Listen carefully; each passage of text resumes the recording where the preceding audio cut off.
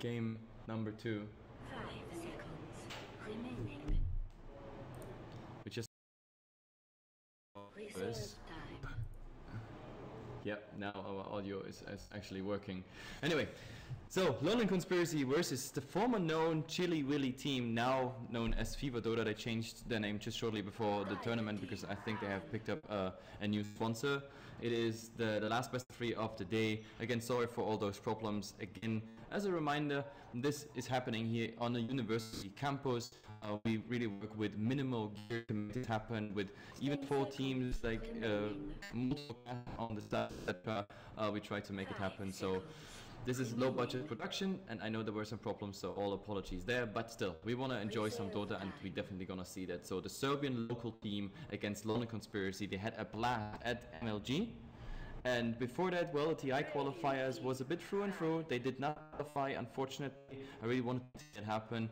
But in MLG, they've shown that they have a lot of potential, but maybe it's just the timing. They should have probably transformed their performance from MLG to the TI qualifiers. To be fair, either way, London Conspiracy put up one hell of a fight at the TI qualifiers, and I would never count a team of such caliber out. In fact, they're probably one of the most entertaining teams to watch, considering their fighting style. I certainly enjoy watching their games. Absolutely. Well, let's hop into this draft and enjoy the Dota instead of talking about other problems or performances. Fact is, never underestimate local teams. They play here in front of Serbian people. They show their pride. They don't want to just, you know, drown in a crazy performance of London Conspiracy. They want to put up at least a show, if not even taking a game or 2 of London Conspiracy. That would be quite upsetting for them. So let's see. First pick is to happen, or about to happen, after we saw Broodmother and Gyrocopter ban, as well as IO and Undying. Indeed, for Fever Dota, with an Undying IO ban, I mean, it's expected, but what do they draft with this kind of style? Do we see the Earthshaker pickup, do we see the Clockwork pickup, or are we going to see something a little more outside of the norm, or will we see the ever-present Tusk? Well, at the moment, yeah, I think Earthshaker, just put it there and whatever you can do with it would be nice, but instead we see a Leshrac. It's exactly the same hero. You can't do anything wrong with a Leshrac first pick, because you can still put it as a support role, but of course in the current meta it's predominantly always a core. I was going to say, what are you on? Support Lesh? No. It still happens. 24. Yeah, but we saw also teams in the past that like just first pick Leshrac, and as soon as the enemy team starts to counterpick around that, then they can still swap. Support, yes, but ever presently in this patch, he is a fighter. He can throw out so much spell damage. But now the ball is in London Conspiracy's court to really deal with this Lesh. And I'm wondering what options they're going to go for here. Do we see, in this case, it'll be the Queen of Pain, and will we see the Vengeful Spirit maybe to go as one of their supports, or are we going to 4-roll Tusk, a mid-Queen of Pain most likely, and we're looking to fight. Whenever there is a Tusk, you're looking to brawl, you're looking to fight, you're looking just to find the kills and get your goal going. Yep, yesterday actually, Lemon Dogs, we saw some scrims where they played, I think, first against some, scrim teams. They played an ESL tournament, I can't even remember the name, Go For something, and they actually played Techie's Tusk there, which was quite interesting, and well, we have to see how the Tusk is getting paired up today. Indeed, and in this case, the Tusk, you've already got a Queen of Pain involved, so you've got good territorial control. I wouldn't be averse to see it combo up with something like a Centaur, actually, in this case. A Centaur would be pretty good for an extra stun, but now we have an Earthshaker. Yep, we have to see what's happening after the Earthshaker, because now we already have 2 stuns following like one Fissure. We have the Leshrac Earth Split, and maybe we even see more. So at the moment it looks like they go in one direction, which is disabling. Well, disables, stuns, we're looking for a combination, and I wonder what we're going to see otherwise out of the Fever lineup, since you can't rely on an Earthshaker and a Leshrac as your cores. We're going to need something else, we're going to need something more.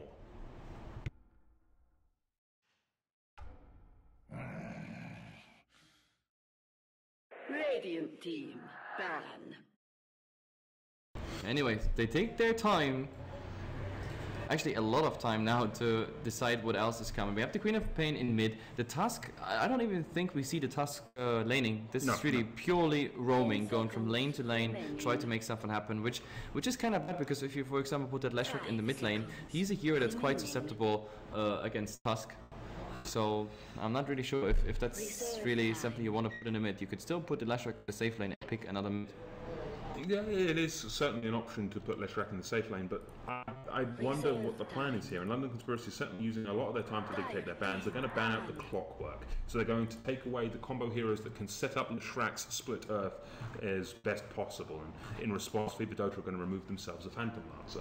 Now, the Phantom Lancer, Doppelwalk, more of an annoyance than anything, at least in the early game. In the late game, we all know the power of a Phantom Lancer, and of course the mana drain, considering the Diffusal Blade is the usual pickup. But now, for Fever Dota, looking for another ban, do we take out, say, the combo heroes with Tusk? Do we ban the Centaur? Do we ban, I suppose I have to mention Techies, as much as I don't like to mention Techies. It's not going to be a Techies, don't worry, I don't think there's going to be any insanity. Or do we see something more akin to a melee stunner? Something that can get up close and personal and just cause so much damage. In this case, we're going to see a ban out on Bristleback for Fever Dota. They don't want any kind of messy shenanigans with spines, and I don't blame them. They're nasty enough as is. And a Darkseer in response for London Conspiracy. So there'll be no big vacuums into Echo Slams as we saw in previous games. Instead, London Conspiracy will answer the question of their draft with a Beastmaster. So we've got a Beastmaster present. Is this an offlane Beastmaster, or is this a mid Beastmaster? Is this a mid lane Quap, or is this an offlane Quap? They have a very flexible style so far, and I suppose that's one of the nicer things about LC's current drafting style. Where do they go from here, though? Who's going to be their next support? Just thinking of Spirit, or maybe the likes of Lion, I would actually quite like for the Hex. We could also see, in terms of the carry role, option of... Actually, what would I like to see as a carry role? I'm not sure. At the minute, we're running around dealing with production in the background, so apologies, ladies and gentlemen, but we're trying to fix the audio issues as quick and as best possible. Bull being in Fever Dota's court, though, they're going to go for the Lina. Now, the Lina is going to be a nasty one to lane against whoever takes that mid lane, since I believe in this respect we might be seeing that main farming Leshrac in the safe lane and maybe the mid lane. Early Laguna Blade, and we all know how powerful Laguna is against the likes of, say, Queen of Pain.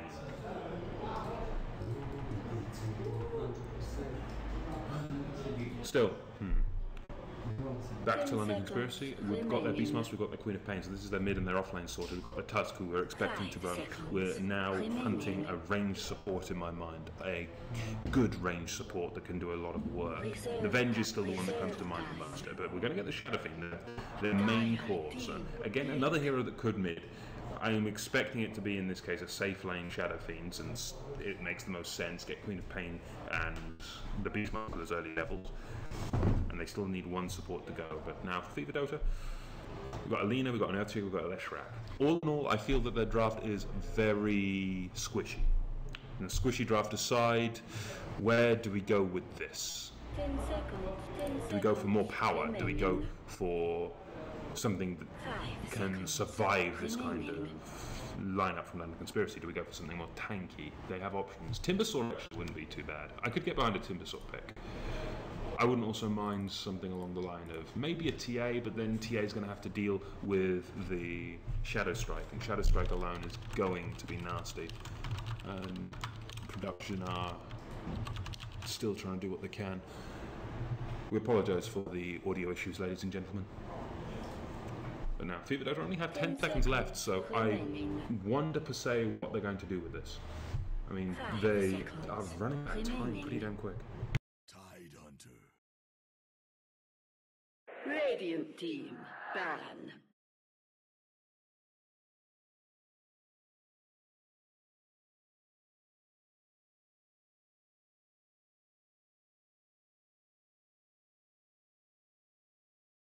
Ten seconds remaining.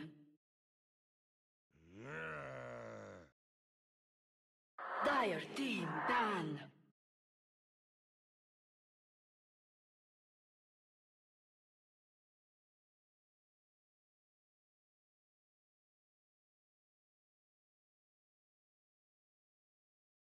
Ten seconds remaining.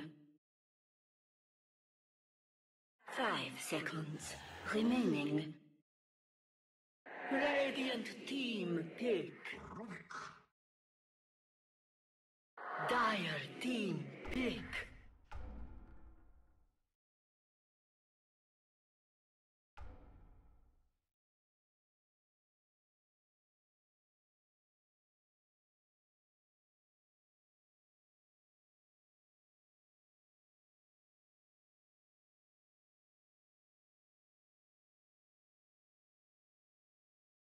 Apologies, ladies and gentlemen. We had some issues with production. We lost our audio. And they're trying. 5 seconds remaining. 5 seconds remaining. We can't actually increase the volume for some reason, so I'm just going to speak a bit. It's the best I can possibly do. Either way, missing the draft. We got a Tide Hunter. We got the Dazzle. Going to be looking to shove and keep the team of Fever alive, since they all are, apart from the Tide Hunter, relatively squishy and susceptible to the Shadow Fiend and the Queen of Pain with their massive nuke. And this can be quite the problem. But still, loading into this draft.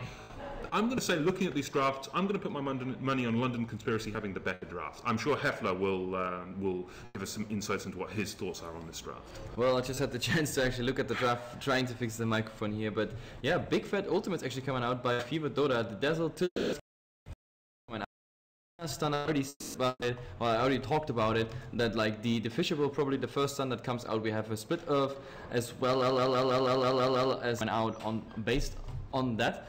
And of course, if Yule Scepters are there in the game, we might even see more of that coming. So it's pretty interesting. At the moment, the Serbians really, they focus on disable, absolutely disable. While London Conspiracy, well, it's also quite some control, but it's also a lot of roaming. I mean, you have your Beastmaster at some point, you have the Tusk here played by Spartan from the very beginning.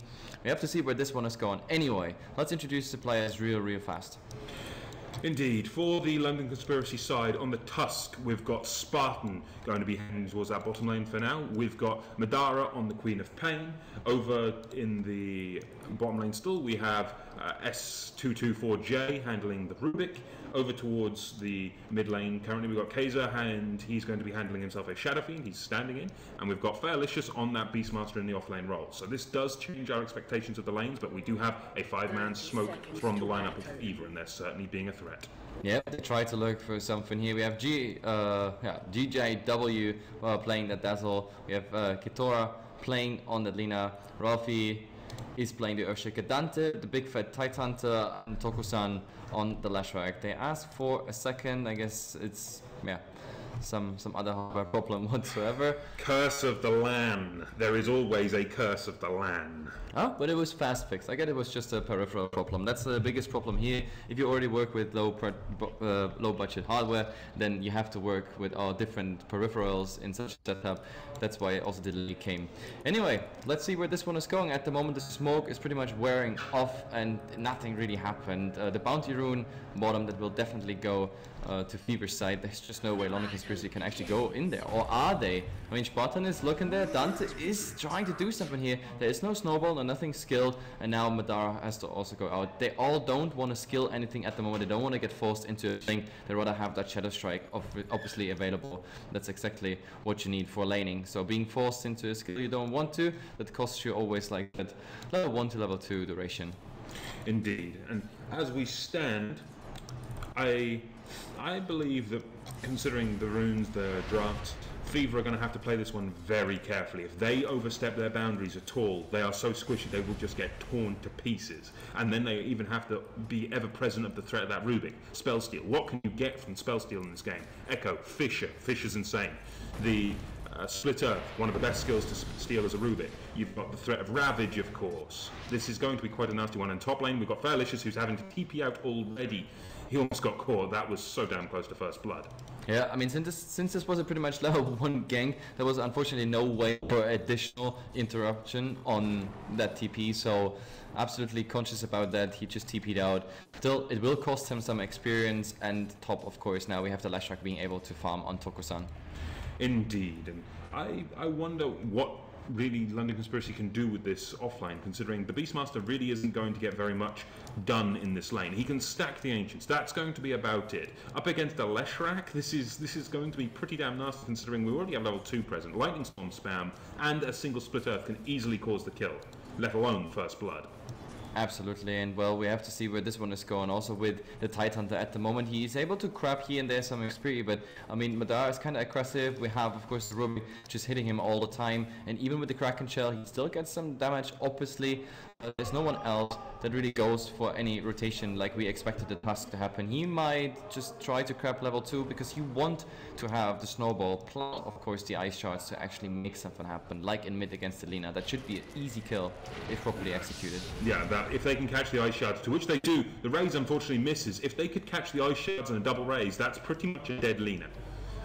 It's going to be the easiest one to kill on this lineup, considering. Oh, but instead they go for Danton here. He's lifted in the air. He's a bit slow, obviously. Shadow Strike. There will be some damage over time, and not the right clicks. It is absolutely enough. That's the first blood. Like all this little peeling, all this little harassing, it ended up him being like around the 50% HP mark, and eventually they finished him off with a nice little combo. So safe play, but steady play by London Conspiracy. I didn't expect them to, of all the heroes, to kill the Tidehunter, considering he's already got a point up in Kraken Shell. He's harder to kill than that, but a kill's a kill no matter where you find it. First blood, easy fail C, it seems. Absolutely. In the mid at the moment, he leaves the Lina alone. Lina is doing quite okay-ish, and Shadow Fiend Kaiser here, he's heading towards the stacks that the task actually prepared for him. He's stacking himself. He even tries to do the double stack. A 55 split, and does it work? No, it doesn't work. That camp is so much pain to pull. I can understand that it fails, but it was a good try. Elsewise, what do we have on the top lane? A bit of harassment being thrown in from that Leshrac. They're already forcing a good amount of damage towards the tower. If these creeps can stay on the tower, that will start to whittle it down. But Fairlicious, he's getting some levels, which is at least one thing in his favour. He's level 3. He's got 2 points up into the spawn of animals, so we're going to have plenty of harassment from the boar. We've got the vision from the hawk. We're looking for some more points into axes where he can, though.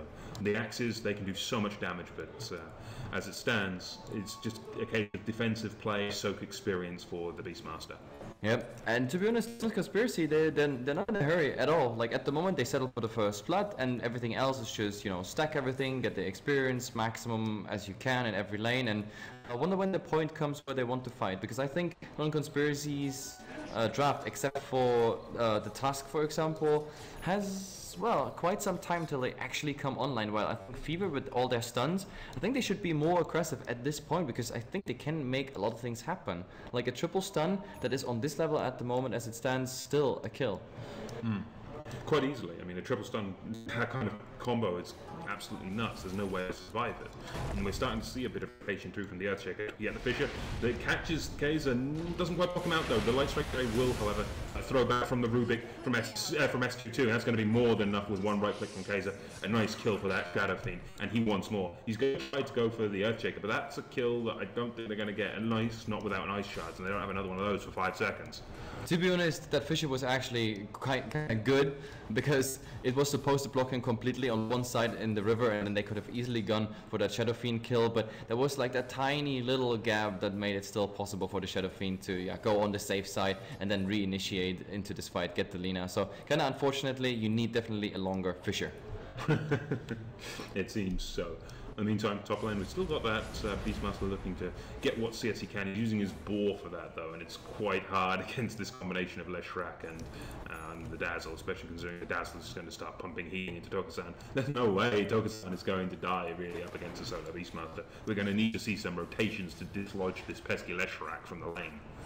Yep, absolutely. So it's a 2-0 for London Conspiracy. All of the lanes are kinda doing okayish for London Conspiracy, there's no doubt. Looking on Fever, obviously the Lina is now behind in the mid just because she died.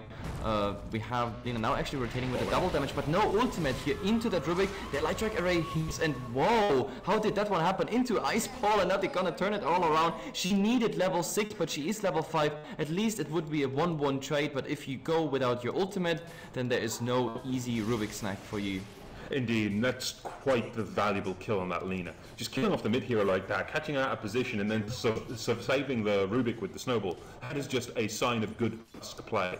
and it's this kind of thing that we need to see more of. This is going to make or break the game, really. They should have waited. I think they should have waited for that level 6, but I think they thought like, hey, maybe we get the Rubik, we kill him, get level 6, and then we can do even more. But oh, look at this Earthshaker now. He's being slow at the right clicks, even Fate Bolt coming in. There's even the Courier. Oh my god, Courier, don't die. I think that Earthshaker might be dead here with damage over time he used. At least on Tango. Madara is caught here in the middle. Dazzle. Is there enough mana for a blink? Yes, there is, but he has to go on. Oh, he's actually wait. Ah, there he is. No, I was. He went south. He went south to the outpost. There was no way that the Queen of Pain was going to die there unless she overspent mana, but not in this case. Tread toggling is the way forward, ladies and gentlemen. Yep, and now we have someone outside who makes some nice noise. That's perfect. Anyway, oh, I love this LAN anyway, already. Anyway, it's a pretty nice fight so whatsoever. Madara now, well, he has enough mana for Blink, and as long as that's the case, he always gets out. So just a gush here and there to harass. The Beastmaster, however, he is now exactly on the level where you want him. He is level 6, he has 0 items but a Sentry Ward. So is that a Beastmaster going directly for a Blink Dagger, or did he just bother with buying anything yet? I would think it's a Blink Dagger, but you've got without to... boots? I mean, you've got to really think, do I want to go Blink Dagger without boots? And I don't think you do, especially not against the Fever lineup. If you get caught out of position at all, you're food for the Lesh Rack. Absolutely, I just don't see this happening, but let's see. I mean, he's going back to the fountain, and then we see what's actually happening. Madara, well, he just stays on his lane. He has no HPS whatsoever except for the base stats, and that's kind of dangerous because now the Lina is in range. Just pump that ultimate in Madara, and that should do the trick. Do you think we're going to see a Laguna kill? Yeah, I think this is a Laguna kill, but there are some rotations, and there's actually the bomb on him, and is that enough? Oh my god, he didn't use the ultimate. He used... Oh my this should god. be dead to tower. All it'll take is one right click. The Light Strike does come in and catches the Rubik, but it's still an easy kill on the Lina. There's no way Fever can commit like that. Oh, he should have just used that Laguna blade. I mean, it's an ultimate on such a low cooldown. It would have probably still translated into a kill on that Queen of Pain. Instead, he's going down the second time, and all his like mid-hero advantage, the levels out of the mid, completely poofing away. Now the Lina is on the 4th position in net worth, not where you want to have her. And I think the 8-minute mark now, and this misplay by the Lina is pretty much what we need for London Conspiracy. They say, okay guys, we push, and whatever shows up now, we can easily go on it. If you go too close here, there's a Beastmaster that could easily go for you, there's a Tusk that could easily go for you, but instead, they're not even pushing the tower. They want to see if they maybe get the Leshrac, because he's the only one, really the only one who's still doing very decently on Fever's side. Well, with the Leshrac, all he needs to do really is just rain death, but as it stands, how can you really push into a Leshrac spamming Chain Lightning? It's a very difficult thing to do. So you get too low, you're just going to get fissured and then killed out by, say, a Tidehunter Ravage, or any one of the other plethora of spells that Fever have available that can deal high damage. They have lots and lots of damage output. It's just a case of they don't have the survivability and they're just getting caught by poor decisions. Yeah, absolutely. The Leshrac went super passive, far behind between tier 2 and a tier 1 here, because he knows something is going on. So nice feeling for the map there, but of course Madara will start peeling on the tower. Now Spartan's coming in, and more of London Conspiracy are in position. I don't think Fever has enough to defend this. They have to take the damage on the tower, and engaging on this one, I think it might be a mistake. The only good thing is that the Beastmaster doesn't have enough mana as it stands, so him rotating in on the tier 1 tower will not make an even fight, but still, I think this is just a tier 1 tower. Yeah, this should just be a tier 1. I don't see any form of defense for this, and could be a case of a counter push towards the mid tier 1 for Fever, but it's going to be very difficult because TP rotations towards this mid lane could cause so many problems. But we do have 4 members of Fever Gaming lineup all pushing into this tier 1. We're looking for a fight, we're looking for a brawl, but with the rotation in from Kaiser on that Shadow Fiend, it's going to be incredibly difficult. Razors clear the lane so easily. Fisher does come out though. Nice ice shards, it catches Tokusan, but there's no follow-up. They're going to have to move back with Spartan, otherwise he could risk getting caught by a Light Strike array. Doesn't really want that to happen. Yeah, those ice shards that were exactly in the mid, that were still away right and left to go through. There was no follow-up, no snowball coming out whatsoever. At the moment it's more or less a standoff here in the mid, and we have to see in what direction this one goes, because we have the Beastmaster. He can easily set up something with that invisibility rune. Right now he's circling around, he wants to find someone, but if they don't burst the Tidehunter down, for example, he might just Ravage. and I'm not really sure if they're ready for it, but oh my god, they go for the dazzle. Easy kill there for the Queen of Pain. They even get the double kill. So this is a 6-0, and therefore pretty much a guaranteed tower, but they want to follow up even on more. They find the Earthshake, the Ice Shot securing, that it happens. Snowball interrupting the TP, and right there we go. Indeed, just getting kills like that is going to be so difficult for Fever to do anything, especially when Madara persists. He wants more, especially considering Kaiser is here. However, a Laguna could be the death of Kaiser if he's not careful, but still, Queen of Pain backlines finishes off the pesky Leshrac, and now we're looking for a kill on Lina, but that's quite difficult. I don't see this one happening, especially with the rotation in from Dante. This might even be a kill on Spartan. He's overstayed his welcome. All it'll take is one snowball to survive, maybe. He's not going to get away from this, though. No. Dante's just going to stand there. It's just maximum duration, buying time, and with that they actually get 2 kills on the scoreboard, but still, of course, the damage before that was done. Unfortunately, the fight recap didn't catch all of it because the fight just took too long. Snowball can delay so much. I mean, it takes ages if you don't engage the Snowball, and therefore, yeah, nice stalling time. Everybody's falling back to their lanes, try to make something happen. It didn't end up as I expected into like tier 1 push, because LC took or lost more than I think they expected after this nice and clean initiation. Indeed. I'm just surprised there was so much fighting behind the tower, though, considering that tier 1 is still standing and has over half of its health. If they maybe fought a little more defensively, just went for the tower instead, got a good few Shadow Fiend right clicks on it, maybe they wouldn't have lost the 2. Yeah, absolutely. And let's see, at the moment I just see a replicate of what we saw already. Dante, well, the Ice Shots, again, not blocking enough of the Shadow Fiend. Look, Kaiser here. Kaiser just going ham on that tower with a double damage. That's the ease going, but of course he also should be careful. There is still a Ravage. That Ravage was not used in the last fight because he was just dead too fast. So if they do too much, if they go too far out, Dante might actually turn this whole thing.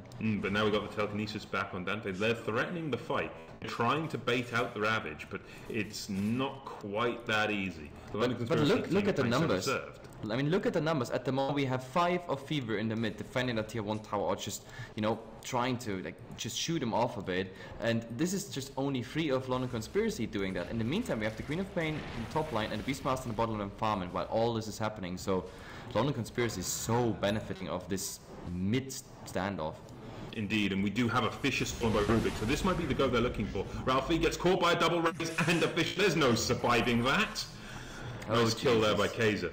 But now they could potentially find more. If they can bring down the Lina, that would be nice. And we do have another Fisher, of course, cooling down on that Rubik. He's got it in now, but he needs the mana. And that, with the Arcanes from one of his friends, that is more than enough. However, Ravage gets popped now. They're going to try to bring down Kaiser. This isn't exactly easy, though. Dante in a lot of trouble. Requiem doesn't do enough. They're all still standing. The Spartan will finish off the Tidehunter finally, but while this is all going on, they're still just going to keep losing heroes. They lose the Tusk. And it's just rough, really, for London Conspiracy, a fight like that. It was a bit dragged out in my mind.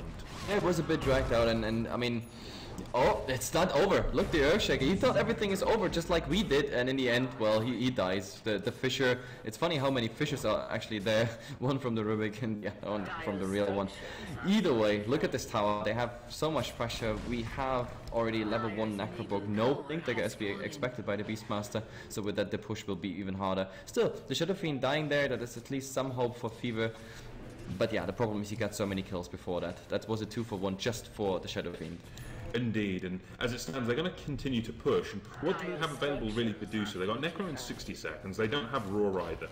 Bigger things they do have, though. They have that Sonic Wave, and all it'll take is a good one. They catch and bring down the Dazzle, and now it's just a case of can they bring down Dante. If they can get this Tidehunter as well, that's just a bonus. Spartan, however, will eat an Iron Strike Array for his suffering, however, but now in rotates Kaiser. This is a dead Lina, surely. The Yules will keep her alive for a few seconds longer. She comes out from the Rubik, though. Another Fisher from the Earthshaker, and that's going to finally be a dead Lina. The number of stuns being thrown around in this game, though. Oh, we've got Split Earth, Telekinesis, multiple Fishers from God knows who, and now a tier 2 in favour of London Conspiracy.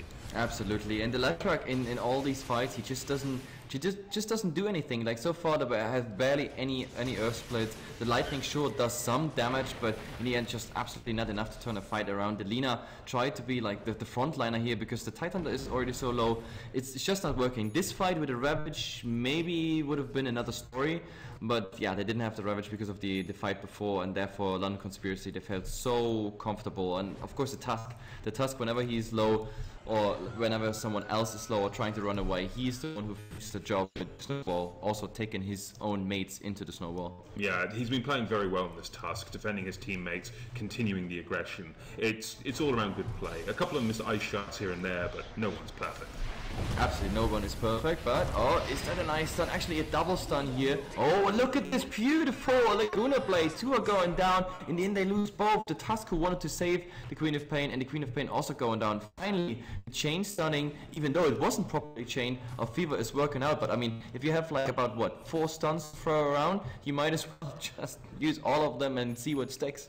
Yes, but let's put this into perspective, shall we? Those 2 kills in terms of the graph. That is a 13k gold lead peak and a very minor dent from those 2 kills. That is quite the lead for London Conspiracy. That is in fact very scary. The same applies for the experience. Oh, look at this, Delina. I wanted to rotate in that top lane, but the Rubik just says, yo, you shall not TP, and down with the gold, the TP gold down the drain. I suppose that's one of the nicer things about the Rubik. Cancelling of TPs is sort of his thing, apart from, of course, the Clockwork having the trademark on it. But as it stands in this game, Rubik has been doing quite a bit of work, especially with the Stolen Fissures and the Shadow Waves. I do quite like seeing a good Rubik with a Stolen Fissure or Split Earth. And, I mean, Stolen Fissure is plus the Earthshaker on your team. It's kind of awkward, especially if you fight around the choke point. Suddenly you have like 2 big fat lines that no one can cross unless you have 4 stuffs or leaps or whatsoever. Then it reduces the the battlefield by so much. It's kind of hilarious to watch. We have to see if the Rubik managed to get another one. But now London Conspiracy, you already talked about the lead they have, and now the question is now, do they have enough to go for this Roshan undetected and uncontested? Well, going for Roshan is quite ballsy. They do have, of course, a Necro 3 though, and that's going to make things so much easier. I take a quick look at the vision. There is no vision at all for the Fever side. They don't know this is happening. This is an easy Roshan. London Conspiracy will sneak one straight under the nose of Fever, and now we're looking for what they can do with the Aegis. Are we going to see the fight go mid? Are we going to see the bottom tier 2 be the target? Seems in this case it's the bottom tier 2, and they're going to have another Necro book up by then, so this tower might just fall to sheer power. Yeah, well, that's the biggest problem now. Till now, London Conspiracy was already ballsy with the Aegis. That's, well, it's definitely not gonna get less. And on top of that, we also have the ward situation. You mentioned it around the Roshan. They just don't have any vision whatsoever. The only ward we have here is on the Pub Hill top, but that's more or less like a super defensive ward just to make sure you don't get ganked in your own jungle. But, well, they don't have to worry about that jungle because they go into high ground already at this point, and there's even a snowball on the Lina. Yeah, very ballsy, especially with the Yules there to defend her, but now in comes all of the damage. Good damaging from Madara, better from Kaiser. They're going to commit the Sonic Wave, but now we've got Pro Slam trying to turn it around, but Requiem just kills the Earthquaker outright, and a BKB out of Kaiser. He's just going to stand there and go to town. That's double. Looking for the triple. Ravage does come out. It does stun out Kaiser, but it doesn't matter. Madara will be there to clean up the double for himself as well. This is quite the strong show of force from London Conspiracy. Yep, and Dazzle being the only survivor, and they already GG out. That was a very quick one. London Conspiracy, they don't play around, they don't have any fun. So fast GG, end of story. That's how London Conspiracy plays at the moment.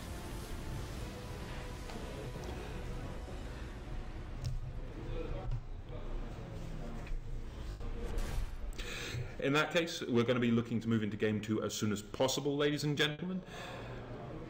For the next game, it's going to be an interesting one to see if Fever could fight back in. Maybe with a bit of a tankier lineup, who knows? But they're certainly going to need to bring something to the table. Otherwise, LC are going to take a convincing Game 2. Yep, so thanks for listening, guys. Thanks for watching. Game 2 will be up in just a second. Hang in there. And sorry for the audio problems. As I said,